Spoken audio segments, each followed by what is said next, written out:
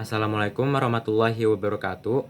Yang terhormat Ibu Guru Pembimbing Pelajaran Bahasa Indonesia yang saya hormati, pertama-tama saya ingin ucapkan puji syukur atas kehadirat Allah Subhanahu wa taala karena limpahan rahmat dan hidayahnya lah kita dapat diberi kesehatan sampai saat ini.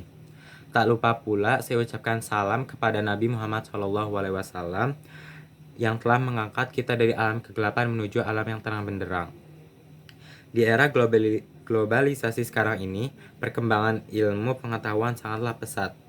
Dengan berkembangnya ilmu pengetahuan ini, manusia telah berhasil menciptakan penemuan-penemuan baru yang dapat mempermudah manusia dalam segala hal.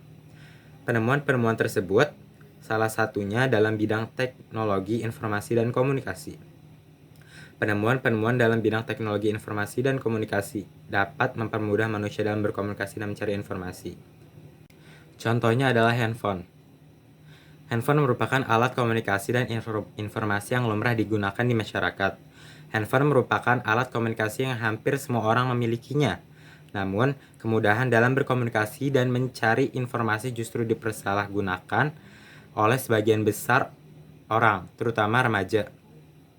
Kita dapat melihat contoh nyata penyalahgunaan handphone dengan memperhatikan nada dering handphone tersebut. Remaja yang menggunakan handphone dengan cara yang positif dan bertanggung jawab, pasti nada panggil atau nada pesan yang masuk merupakan nada dering akan tetap diaktifkan atau tidak dimatikan. Hal ini dikarenakan mereka tidak perlu khawatir akan orang tuanya, karena mereka melakukan hal-hal yang positif dan bertanggung jawab. Sebaliknya, mereka yang menggunakan handphone dengan cara yang negatif dan tidak bertanggung jawab, pasti nada panggil dan nada pesan yang masuk merupakan nada dering, akan dimatikan atau tidak diaktifkan dan diganti dengan getar yang diaktifkan sebagai pengganti nada dering. Hal ini dikarenakan mereka takut dan khawatir terhadap orang tuanya akan mengetahui bahwa mereka menggunakan handphone mereka dengan cara yang negatif dan tidak bertanggung jawab.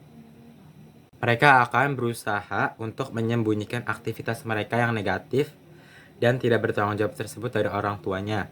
Remaja yang seperti ini secara tidak langsung telah belajar bagaimana membohongi dan menipu orang tua mereka. Mereka akan melakukan aktivitas berkomunikasi terutama dalam bertukar pesan singkat yang menyita, mengambil, serta mengabaikan waktu belajar mereka dan digunakan untuk bertukar pesan yang tak berguna. Hal ini akan membuat mereka menjadi malas belajar, bahkan malas melakukan aktivitas selain menggunakan handphone. Mereka memegang buku pelajaran hanya sebatas formalitas belaka. Akibatnya, suasana belajar terasa membosankan dan kemauan belajar tidak ada. Maka waktu untuk mengingat, memahami pelajaran, serta berlomba meraih prestasi adalah nomor yang kesekian. Karena yang diutamakan adalah mengirim dan menerima SMS. Semua konsentrasi hanya tertuju pada SMS yang akan ditulis maupun yang akan diterima. Jika aktivitas ini hanya dilakukan oleh satu remaja, maka dampaknya hanya akan ditanggung oleh remaja itu sendiri. Tetapi jika aktivitas bertukar SMS ini dilakukan oleh banyak remaja dan mereka adalah tulang punggung negara dan bangsa yang akan menjadi generasi pembangun negara ini, maka prestasi negara ini akan turun drastis. Handphone diciptakan untuk mempermudah kerja manusia dalam komunikasi dan mencari informasi. Namun di tangan penggunanya, umumnya handphone disalahgunakan. Pada umumnya, pengguna handphone hanya mencari kesenangan dalam menggunakan handphone. Benda seberat 3 ons ini telah menjelma sebagai sebuah alat yang begitu bermanfaat sekaligus sebagai alat penghancur bangsa.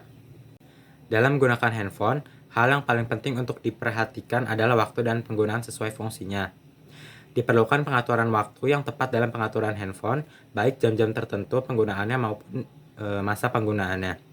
Menggunakan handphone terutama dalam hal bertukar pesan singkat tidak dilakukan di waktu-waktu belajar dan tidak dilakukan dalam durasi waktu yang panjang sehingga tidak akan menyita, mengambil, serta mengabaikan waktu belajar. Selain itu, dalam menggunakan handphone harus digunakan seperlunya, sesuai dengan kebutuhan pengguna. Handphone tidak digunakan secara berlebihan, karena bisa membawa dampak negatif bagi penggunanya. Demikianlah pidato yang saya sampaikan, semoga bermanfaat bagi kita semua. Kurang dan lebihnya mohon maaf. Wassalamualaikum warahmatullahi wabarakatuh.